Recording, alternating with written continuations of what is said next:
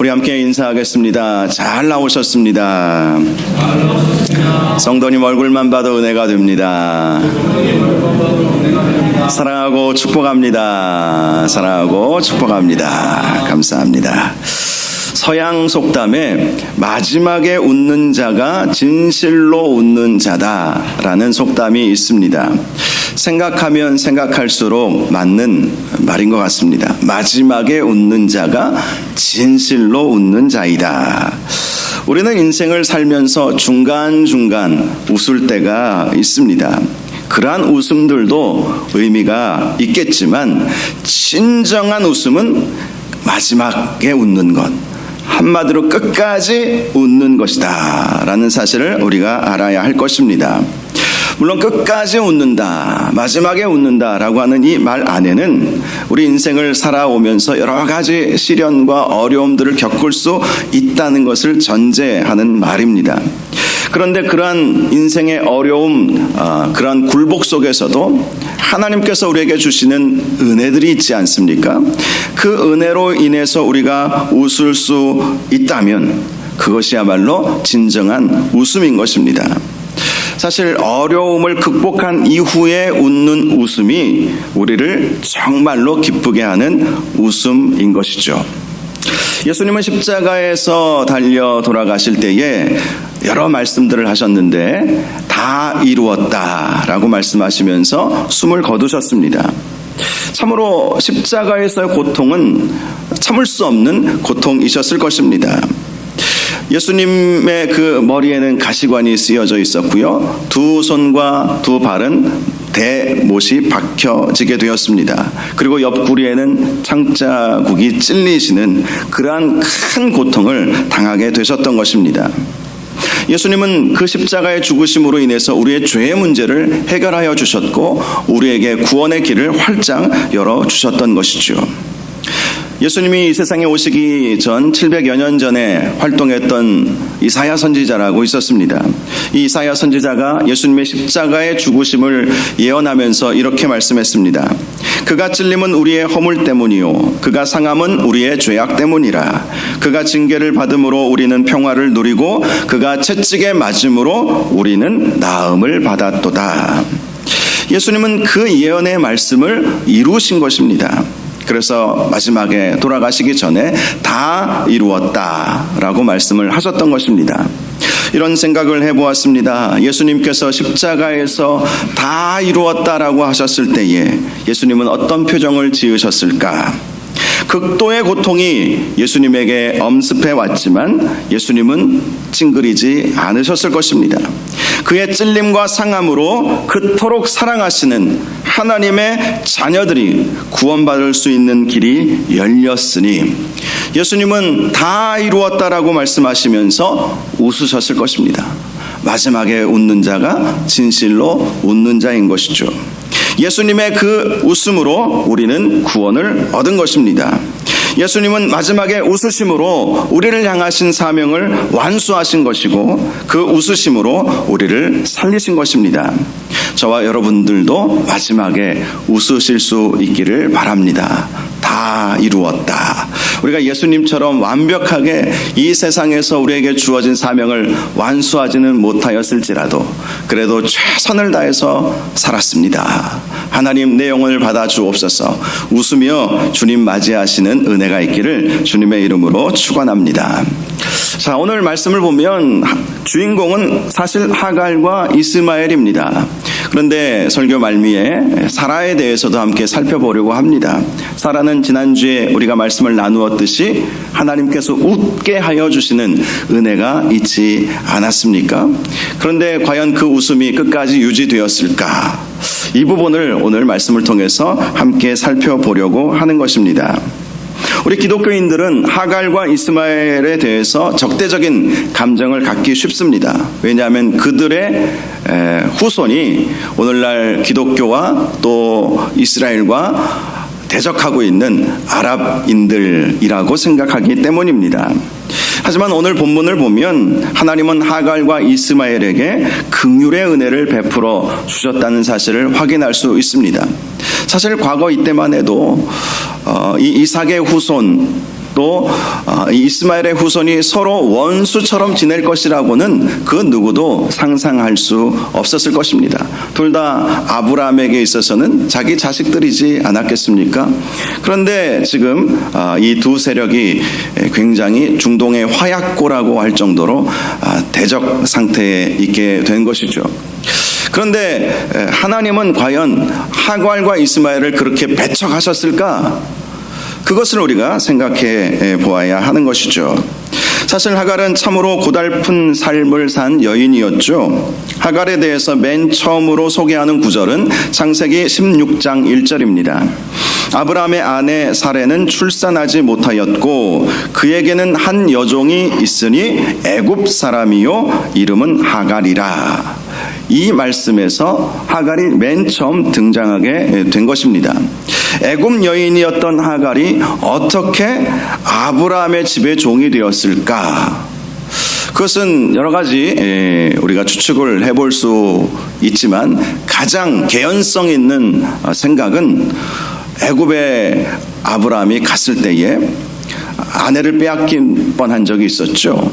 하나님의 명령을 따라서 메소포타미아에서 가나안 땅까지 왔습니다. 그런데 가나안 땅에서 만난 것은 기근이었죠. 약속의 땅에도 기근은 오는가? 예전에 이 제목으로 설교를 제가 했었는데요. 약속의 땅에 왔지만 기근으로 인해서 아브라함은 애굽 땅으로 갈 수밖에 없었습니다. 그리고 자기 아내에게 당신 내 누이라고 하시오 라고 함으로 인해서 바로가 사라를 자기 아내로 취해버린 것입니다. 그런데 하나님께서 나타나셔서 바로를 징계하시고 경고하셨죠.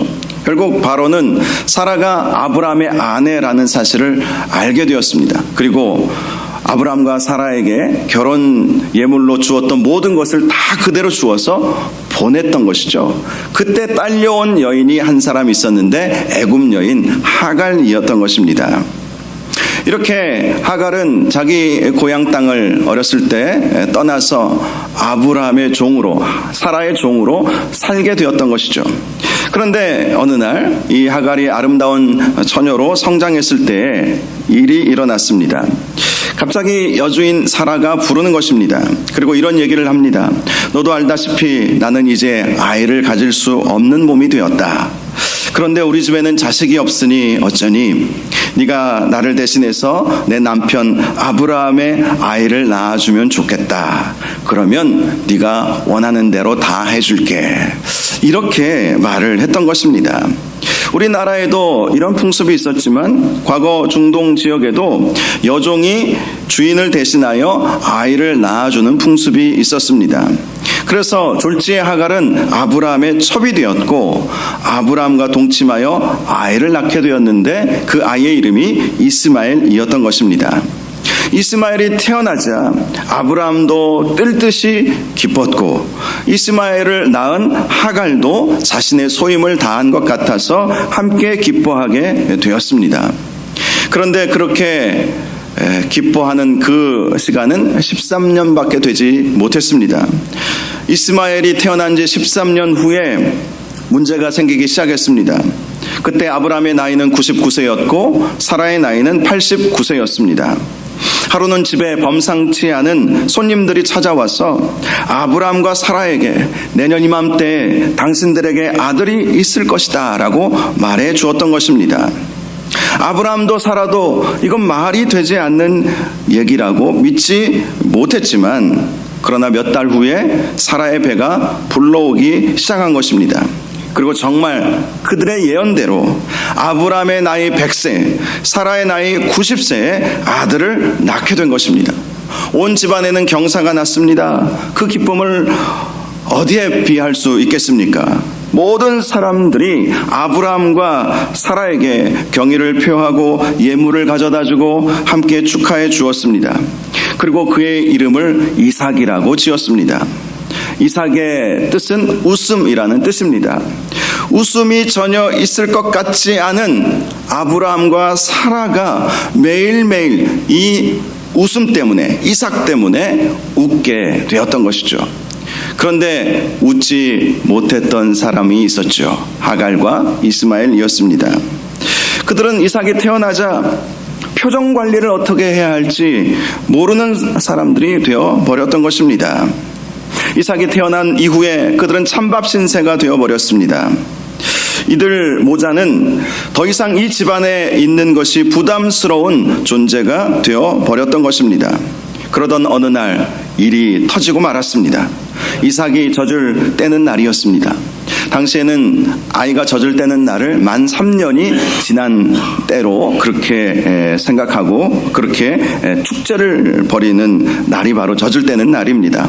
오늘날 우리 한국 나이로 따져보면 한 4살, 5살 정도 될 때에 젖을 뗀다 해서 집안이 이렇게 잔치를 벌이게 되는 것이죠.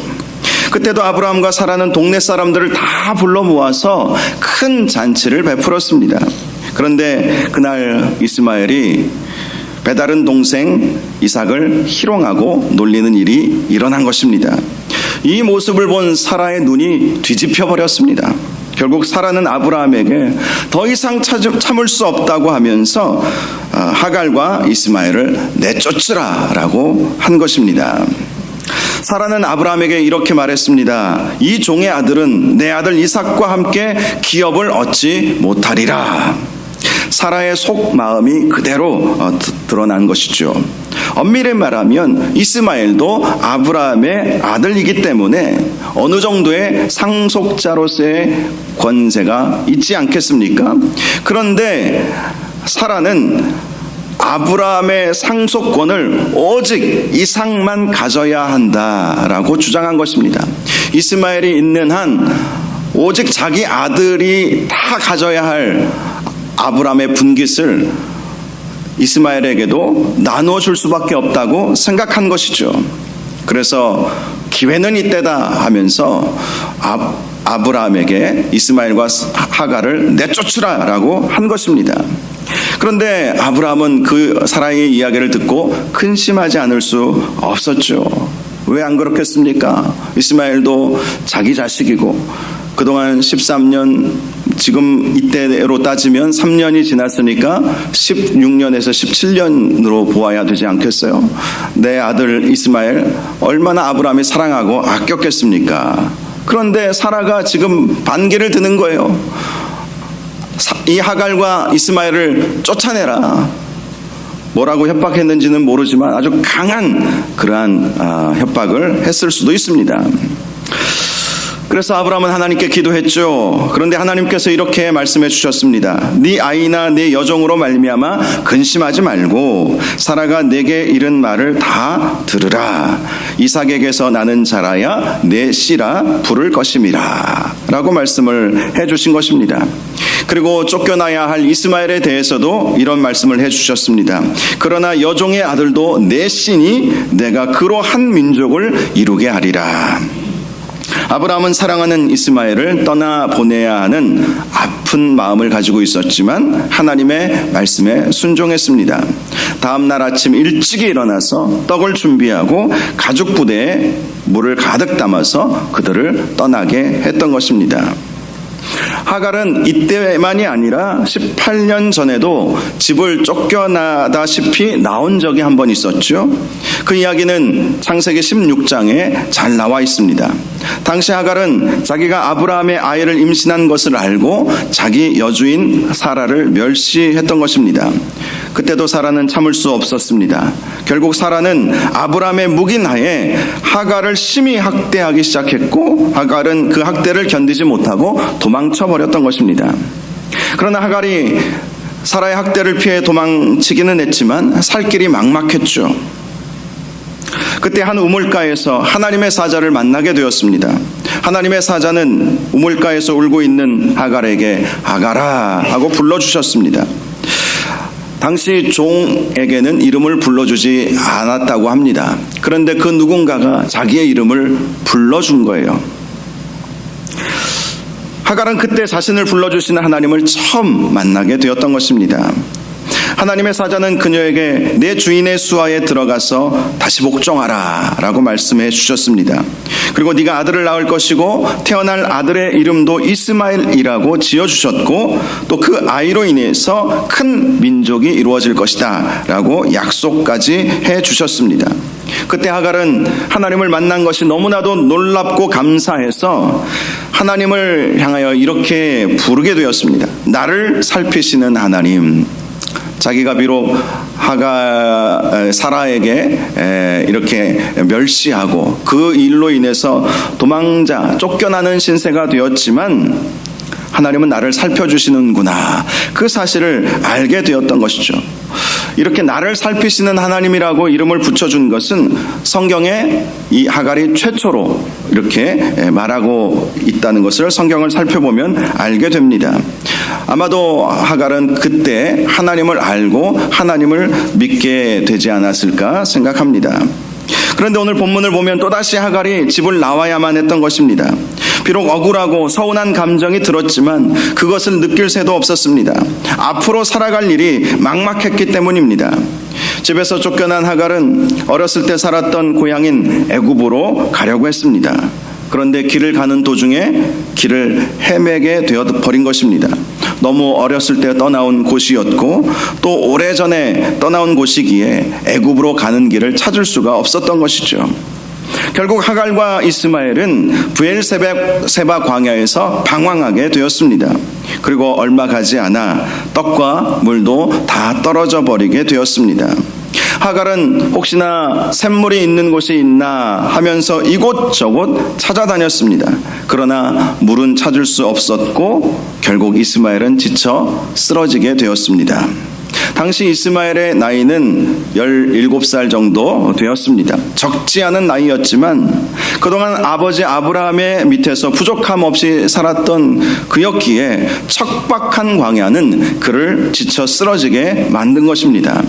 그때 하갈은 아이가 죽는 것을 참아보지 못하여 화살 한바탕 거리에 떨어져서 죽어가는 아이를 바라보며 소리내어 울게 되었습니다. 이 울음은 단지 울기만 했다는 것이 아니라 울면서 하나님을 찾았다는 것입니다. 이 하갈의 울음은 18년 전에 여주인 사라에게서 도망쳤을 때 만나 주신 하나님을 찾는 울음이었습니다. 그 울음에는 기도의 내용이나 형식은 없었습니다. 단지 운 거예요.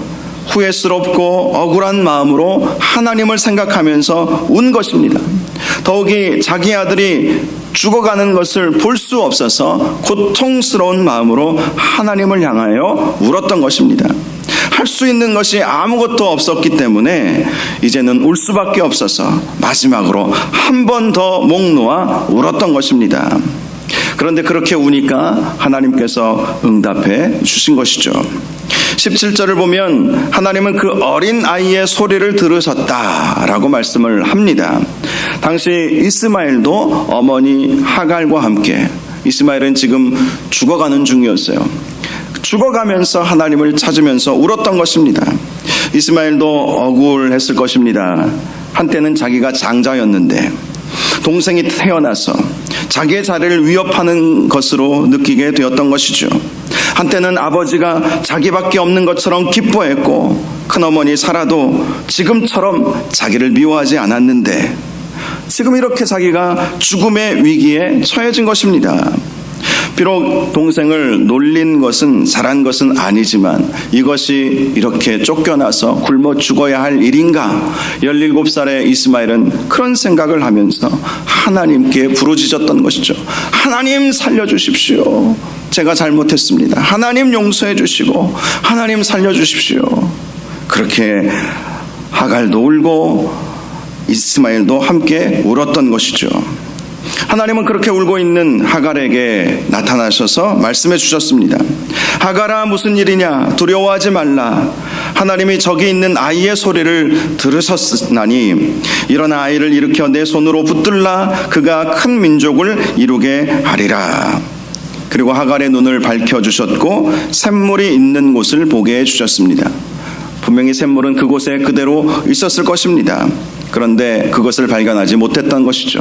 하지만 하나님께서 하갈에게 은혜를 베풀어 주셔서 하갈의 눈을 밝히 열어주시고 우물을 발견하게 해주셨던 것입니다. 그리고 하나님은 약속하여 주신 대로 이스마엘과 함께 주셨습니다. 그리고 그가 장성하여 광야에 거주하며 활 쏘는 자가 되게 해 주셨던 것이죠. 활 쏘는 자가 되게 해 주셨다라는 것은 다른 이민족들이 무시하지 못하는 강한 자가 되게 해 주셨다는 것입니다. 그리고 하갈은 이스마엘을 위해 애굽 땅에서 아내를 얻어 결혼을 시키게 되었습니다. 그리고 이스마엘은 바란 광야를 중심으로 살게 된 것이죠. 이 이야기는 여기서 끝나지만 저는 오늘 말씀을 통해서 사라를 한 번 더 생각해 보려고 합니다. 지난주에 말씀드린 것처럼 사라는 하나님께서 은혜 베풀어 주셔서 웃게 되었습니다. 하나님의 은혜로 결코 자식을 낳을 수 없었던 여인이 자식을 얻게 된 것입니다. 그런데 오늘 본문 이후에 사라의 모습을 보면 그는 끝까지 웃지 못했다라는 사실을 발견할 수 있습니다. 왜 웃지 못했을까요? 왜 끝까지 웃지 못했을까요? 아들을 얻음으로 인해서 그녀는 그 전에 가져볼 수 없는 큰 웃음을 갖게 되었습니다. 그런데 그녀는 끝까지 웃지 못했다는 것입니다. 가장 주된 이유가 무엇일까? 그것은 그녀가 아들을 키우면서 아들이 그녀의 우상이 되어버렸기 때문이라는 것입니다. 이삭 입장에서는 이스마엘은 형이죠. 비록 형이 이삭을 놀리는 것은 잘한 것은 아니겠지만 자라나는 아이들 사이에서는 얼마든지 있을 수 있는 일입니다. 정말 태어난 지 얼마 안 되는 그 꼬맹이 한두 살짜리 애들도 사탕 하나 장난감 하나 가지고 서로 싸우는 것을 보면 자, 이게 인간의 본성이구나, 이 사실을 우리는 알 수 있지 않겠습니까? 그런데 사라가 이스마엘이 자기 아들 이삭을 놀리는 것을 보고 못 참은 거예요. 가만히 이스마엘 불러서 네 동생 이삭을 좀 더 사랑해주면 안 되겠니? 라고 타일러도 되는 문제 아니겠습니까? 그런데 그렇게 하지 않고 오히려 그것을 빌미 삼아서 이스마엘과 하갈을 쫓아버렸던 것입니다. 사라는 그녀의 나이 90세에 낳은 아이를 사랑한 나머지 우상이 되어버림으로 이성과 상식을 놓쳐버렸던 것입니다. 우상이라고 하는 것은 보이는 우상과 보이지 않는 우상으로 구분할 수 있습니다. 보이는 우상은 어떤 형상을 만들어서 그것을 섬기는 것을 말하죠. 적어도 교회 다니는 분들은, 예수 믿는 저와 여러분들은 보이는 우상은 섬기지 않을 것입니다. 그런데 보이지 않는 우상도 있다는 것을 우리가 알아야 합니다. 어떤 사람은 돈이 우상이 되는 경우도 있습니다. 어떤 사람은 권세와 명예가 우상이 되는 경우도 있습니다. 어떤 사람은 건강이 우상이 되어버리는 경우도 있습니다. 적어도 예수 믿는 분들이라면 이런 것들을 하나님보다 더 사랑한다라고 말하지는 않겠지만 사실 엄밀히 따져보면 하나님 자리에 놓아두는 경우가 얼마나 많이 있는지 모릅니다. 하나님보다 더 의지하는 경우도 있어요. 하나님보다 돈이 더 의지가 되고 그래도 권세가 있어야지, 그래도 명예가 있어야지 하면서 하나님보다 더 위에 놓는 것들도 있다는 것입니다. 마찬가지로 어떤 사람은 자기 자식을 너무나 사랑한 나머지 하나님의 자리에 자식을 두는 경우도 있습니다. 당시 사라가 그런 것이죠. 이삭을 너무나 사랑한 나머지 하나님 자리에 이삭을 놓아둔 것입니다. 그러니 하나님의 마음은 전혀 그녀에게 있지 않고 자기 소견에 오른 대로 행해 버렸던 것입니다. 하나님은 그녀가 90세의 나이에 하나님의 은혜로 그녀를 웃게 해주셨습니다. 그렇다면 정말 하나님의 마음을 품어야 하지 않겠습니까? 그것이 무엇이겠습니까? 다른 사람들도 웃게 해주는 넉넉한 마음을 갖는 것, 그것이 하나님께서 사라에게 원하셨던 마음이지 않겠습니까? 그런데 사라는 자식이 우상이 됨으로 인해서 그 하나님의 마음을 품지 못하고 하나님보다 자식을 더 귀하게 생각했던 것입니다. 결국 사라에 대한 이야기는 오늘 본문 이후에는 그녀가 죽을 때까지 다시는 등장하지 않게 되었습니다. 하나님의 은혜를 힘입었음에도 불구하고 긍휼의 마음을 갖지 못하는 사라는 끝까지 웃지 못하게 되었던 것입니다. 나중에 살펴보겠지만 창세기 22장을 보면 아브라함에게 하나님께서 이삭을 번제로 바치라 라고 말씀을 하셨죠. 아브라함은 하나님의 명령대로 순종했습니다. 그런데 사라에게는 한마디 말도 하지 않았습니다. 아브라함도 알고 있었죠. 사라가 얼마나 이삭에게 집착하고 있었는지. 사라가 왜 이삭에게 그렇게 집착했을까? 사실 사라에게 주어졌던 그 웃음은 하나님께서 주신 것 아니겠습니까? 하나님께서 초자연적인 능력과 은혜를 베풀어 주셔서 사라를 웃게 해 주었습니다. 그런데 사라는요, 웃게 하여 주시는 하나님을 끝까지 붙잡지 못하고 웃음을 주었던 이삭만을 바라본 것이죠. 이삭은 나의 기쁨이다, 나의 웃음이다, 내 아들은 나에게 기쁨을 주는 존재다, 그것만 생각했던 것입니다. 그러니 만일 아브라함이 사라에게 하나님께서 어젯밤에 이삭을 번제로 바치라고 나에게 명령하셨소 라고 말했다면 여러분, 사라의 반응이 어떠했을 것이라고 생각하십니까? 죽어도 못 보냅니다 그러지 않았겠어요? 죽어도 못 보냅니다. 하나님이 뭔데 눈에 넣어도 아프지 않을 내 자식을 달라고 하는 것입니까? 결코 안 됩니다. 차라리 나를 죽이시든지 나를 죽이고 난 다음 데리고 가시든지 결코 못 보냅니다. 그렇게 하지 않았겠습니까? 아브라함도 그것을 잘 알고 있었어요. 그래서 사라에게는 한마디 말도 하지 않고 하나님의 말씀대로 아들 이삭을 데리고 모리아산으로 가게 되었던 것이죠. 결국 창세기 23장을 보니까 사라는 127세를 살고 죽었다라고 기록하고 있습니다. 이렇게 사라의 이야기를 마치고 있는 것이죠.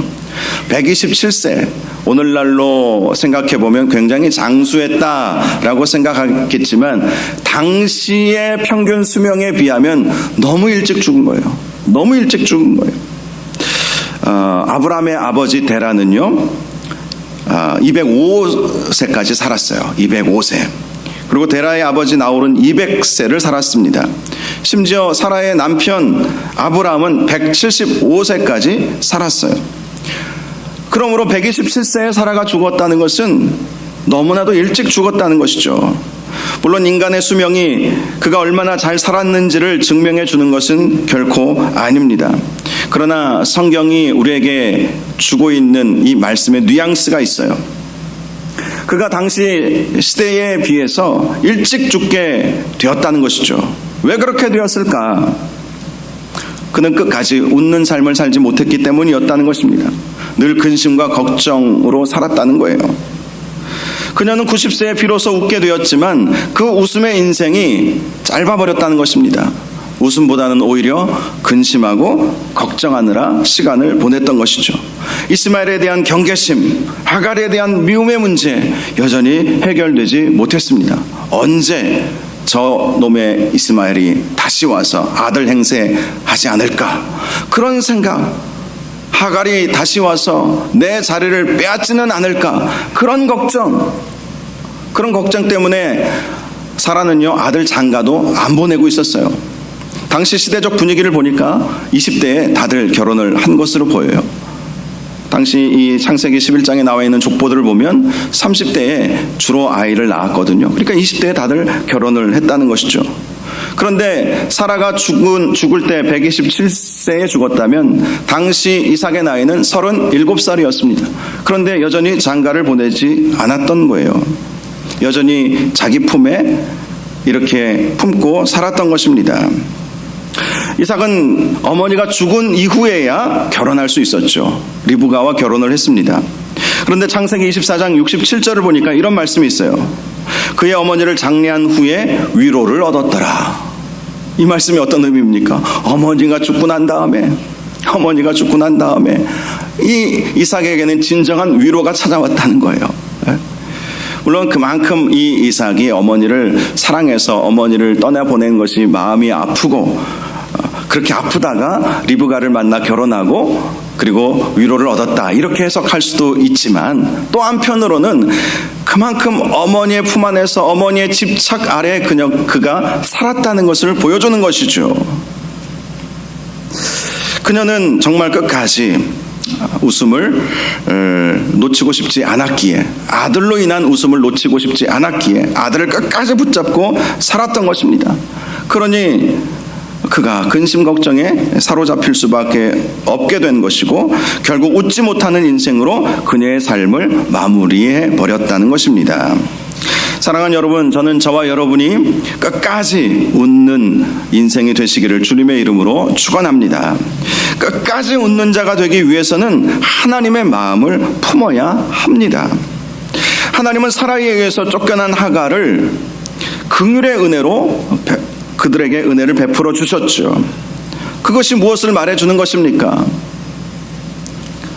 사라도 그 사실을 알고 있었을 거예요. 하나님께서 하갈과 이스마엘에게 은혜 베풀어 주셔서 그들이 잘 먹고 잘 살게 되었더라. 그런데 그게 사라는 불안했던 것이죠. 하나님께서 그들에게 긍휼을 베풀어 주셨던 것은 너도 그러한 마음으로 살아야 되지 않겠느냐.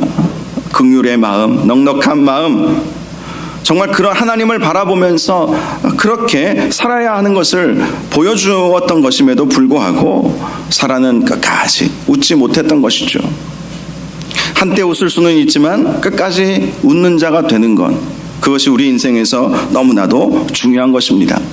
긍휼의 마음이 있느냐 없느냐에 따라서 끝까지 웃는 자가 되느냐 그렇지 못하느냐가 달려 있는 것입니다.